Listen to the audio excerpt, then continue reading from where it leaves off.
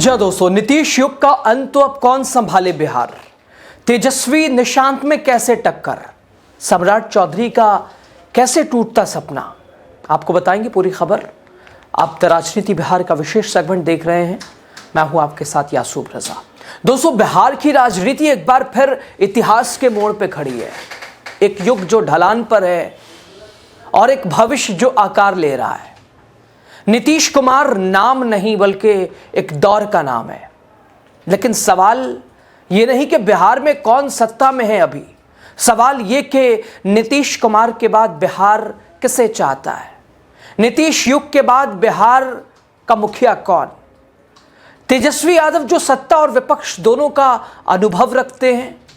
जब 2012 में आईपीएल खेल रहे थे, आईपीएल से उन्होंने अलविदा कहा। 2008 से 12 जब राजनीति में आए तब उनकी शुरुआत थी, लेकिन 2012 से 2025 तक अनुभव की पूरी इमारत उनके अंदर समा चुकी है।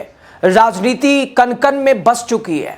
और दूसरी तरफ दोस्तों, एक नाम जो कि 90 के दशक में केंद्र की राजनीति में सक्रिय, 2000 से आज तक बिहार के मुख्य चेहरा, उनके बेटे निशांत कुमार। एक तरफ लालू प्रसाद यादव के बेटे तेजस्वी यादव, राजनीति का अनुभव पूरी तरह से जिनके अंदर समा चुका है, तो दूसरी तरफ नीतीश के बेटे निशांत कुमार।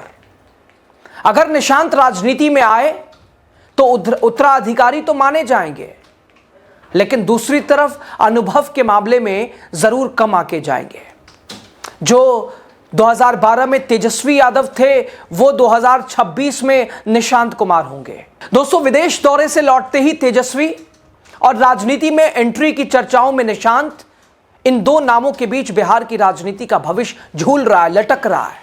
आज का सवाल सीधा, क्या बिहार तैयार अपने नेता चुनने के लिए, या एक नई शुरुआत पर भरोसा करेगा, या पुराने पर अनुभव वालों पर विश्वास जताएगा। दोस्तों, बिहार की राजनीति में शायद ही कोई ऐसा नेता हुआ हो जिसने इतनी लंबी पारी खेली हो और सत्ता की धुरी बना रहा हो। नाम नीतीश कुमार। सुशासन, सामाजिक संतुलन, राजनीतिक प्रयोग, नीतीश कुमार ने बिहार को कई दौर दिखाए। बिहार की तस्वीर बदली, अगर कहें गलत नहीं होगा। बिहार को आकार दिया। हालांकि अभी भी बहुत ऐसी परियोजनाएं हैं, योजनाएं हैं जो कि ज़मीन पे नहीं पहुंची हैं, लेकिन बहुत स्तर पे नीतीश का सुशासन एक्टिव रहा है। बहुत सारी जगहों पे विफल भी रहा है और आज भी जूझ रहा है। लेकिन वक्त किसी के लिए दोस्तों रुकता नहीं है। अब सवाल सिर्फ सत्ता का नहीं बल्कि उत्तराधिकारी का भी है। नीतीश कुमार के बाद बिहार की राजनीति किस दिशा में जाएगी, इस बहस के केंद्र में पहला नाम है तेजस्वी यादव। राजनीति उनके लिए अब नई नहीं है, वो अब पके पकाए, कहते हैं ना पका चावल। अब तेजस्वी यादव उस जगह पे खड़े हैं। विपक्ष की अगुवाई भी तेजस्वी यादव के हाथ में है। 2 बार उप मुख्यमंत्री, आरजेडी के अलंबरदार, महागठबंधन के जो के मुख्यमंत्री चेहरा थे। तेजस्वी यादव आज बिहार के सबसे बड़े युवा नेताओं में गिने जाते हैं। देश के सबसे कम उम्र के नेताओं में, वो भी मजे हुए, उसमें भी उनका नाम शुमार है। रोजगार, शिक्षा, पलायन उनकी राजनीति का मुख्य बिंदु है, मुख्य मुद्दा है। युवाओं में उनको लेकर काफ़ी पकड़ है। युवाओं में उनकी स्वीकारिता भी अधिक है। युवाओं के दिलों पे राज भी करते हैं। महागठबंधन के अगर वोट की बात करें तो करीब 1 करोड़ 80 लाख तेजस्वी यादव के नाम पर भरोसा करता है।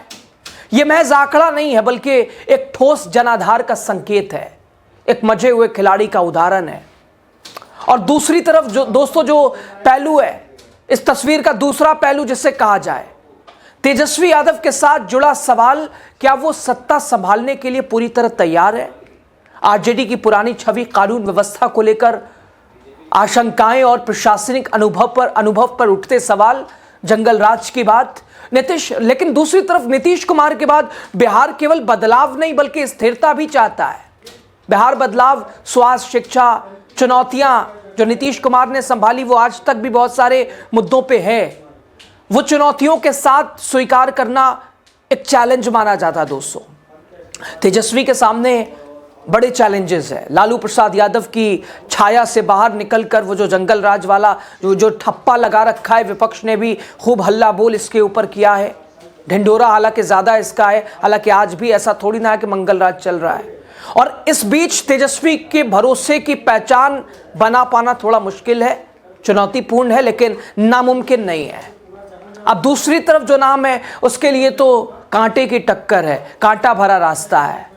हालांकि फिलहाल बिहार की राजनीति के और बिहार की सत्ता के सबसे करीबी इस शख्स को कहें तो गलत नहीं होगा। दूसरा नाम निशांत कुमार, लगातार चर्चा, निशांत राजनीति में आएंगे, राजनीति में एंट्री होगी, कयास है, लेकिन आज तक उस पर मुहर नहीं लग पाई है।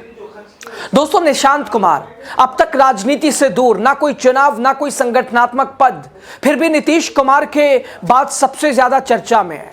नीतीश कुमार की पार्टी में लगातार मांग है, डिमांड है, भूख हड़ताल है। बड़े बड़े नेता चाहते हैं कि निशांत आए, राजनीति अब वो संभालें, नीतीश आराम करें।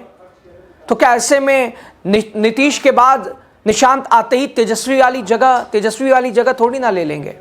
क्यों? क्योंकि वो नीतीश कुमार की विरासत के सबसे करीबी माने जाते जरूर है, उत्तराधिकारी के तौर पे सबसे आगे हैं, लेकिन जेडीयू के अंदर बड़ा वर्ग भी मानता है कि निशांत की एंट्री से पार्टी की पहचान बची रह सकती है और नीतीश का नाम, उनका काम, सबका लाभ निशांत को मिल सकता है। लेकिन वो अनुभव कहां से आएगा? नीतीश जो चाहे वो तो कर सकते हैं, लेकिन वो जो पके पकाई खिलाड़ी वाला वो कहां से आएगा? दरअसल दोस्तों, राजनीति सियासत से नहीं चलती, राजनीति स्वीकृति से चलती है।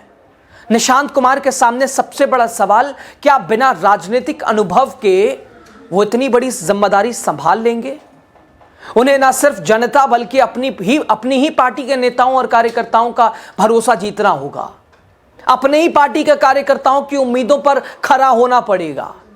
जहां आरजेडी का संगठन तेजस्वी के साथ खड़ा है, वहीं जेडीयू पूरी तरह नीतीश कुमार पर निर्भर है। नीतीश के बाद जेडीयू खुद अपने भविष्य को लेकर असमंजस में है।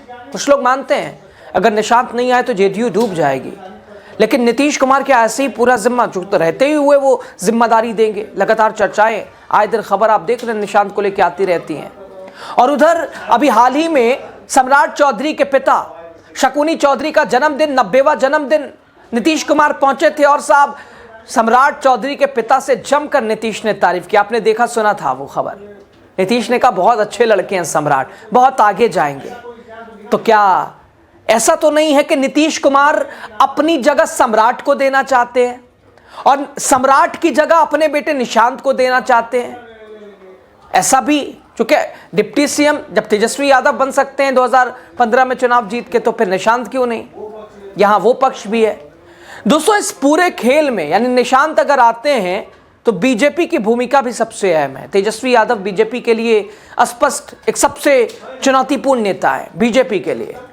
उनकी रणनीति साफ, मुकाबला सीधा, लेकिन निशांत कुमार एक जटिल समीकरण। वो आते हैं तो बीजेपी या तो उन्हें सीमित सहयोगी बनाएगी या फिर जेडीयू को कमजोर करेगी, अपनी शर्तों पर सियासत आगे बढ़ाएगी। नीतीश वाली बात थोड़ी ना आएगी जैसे नीतीश पेश करते हैं अपने आप को बीजेपी के सामने। यानी तेजस्वी के सामने खुली लड़ाई है, निशांत के सामने संभल कर चलने की मजबूरी है, डगमगाने का डर है, कश्ती डूब जाने का खतरा है। तेजस्वी के सामने अनुभव है, तेजस्वी के सामने समीकरण है, आंकड़े हैं, लोग हैं, जनभावनाएं हैं, जन आधार है। निशांत को पार्टी कार्यकर्ताओं को भी उनकी उम्मीदों पे भी खड़ा होना है, बिहार की उम्मीदों पे भी खड़ा होना है। आसमान जमीन का फर्क है दोनों में, लेकिन नामुमकिन तो नहीं है। राजनीति है दोस्तों। राजनीतिक जानकार मानते हैं कि नीतीश कुमार के बाद बिहार भावनाओं से ज्यादा भरोसे की बात करता है, भरोसा चाहता है। ऐसा नेता जो प्रशासन चला सके, ऐसा नेता जो गठबंधन संभाल सके, बिहार को राजनीतिक अस्थिरता से दूर रख सके। तेजस्वी यादव और निशांत कुमार की यह लड़ाई आज भले ही कागजों और चर्चाओं में हो, लेकिन 2026 शुरू होते होते यह बिहार की राजनीति का केंद्र बनती जा रही है दोस्तों। सवाल साफ है, क्या बिहार अनुभव को चुनेगा या बिहार विरासत को चुनेगा? क्या जनता तैयार नेता पर भरोसा करेगी या एक नई शुरुआत का जोखिम उठाएगी? तेजस्वी यादव बनाम निशांत कुमार, ये मुकाबला आज भले काल्पनिक लगे, लेकिन आने वाले वक्त में यही बिहार की राजनीति की दिशा और दशा तय करेगा। आज जरूर ये काल्पनिक इसे हम कह सकते हैं। नीतीश युग के बाद बिहार किसे सौंपेगा अपनी बागडोर, इसका जवाब वक्त देगा। लेकिन सियासी बिसात बिछ चुकी है, वो दौर आने लगा है कि जब युवाओं का नेतृत्व बिहार के साथ होगा। अब कौन होगा, इस सवाल के ऊपर प्रश्न चिन्ह है। लेकिन इस मामले में तेजस्वी का नंबर 10 में 10 है, निशांत कुमार 10 से 5। खैर, खबर पे आपकी राय, आपका नंबर मुझे लगता है ज्यादा महत्वपूर्ण है। तेजस्वी बनाम निशांत, कौन किस पर भारी, किसकी क्या तैयारी? एक कमेंट कीजिए, जरूर हमें भी सजेस्ट कीजिए। शुक्रिया। वीडियो शेयर कीजिए, आगे पहुंचाइए, चैनल को सब्सक्राइब कीजिए, पेज को शेयर कीजिए।